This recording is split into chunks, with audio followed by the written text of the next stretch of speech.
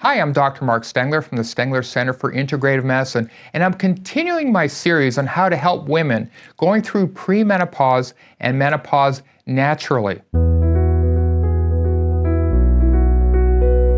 And today I'm going to talk about a very common symptom that menopausal women experience and postmenopausal women. And it's called vaginal dryness, also known as vaginal atrophy. And this is where the tissues become more dry, the tissues start to break down in the vaginal wall. Now, fortunately, it's very easy to treat. In conventional medicine, typically, a woman is prescribed estrogen replacement vaginally. There's different types that can be used. Some are natural and some are synthetic.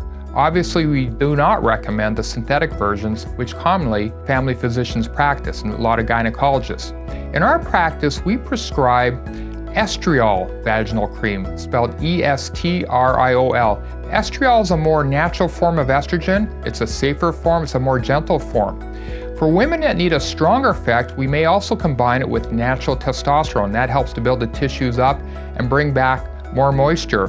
But in any case, in the vast majority of cases, using natural estriol vaginal cream or with testosterone, natural testosterone, women can get significant relief of this problem, and generally women are very happy with the results.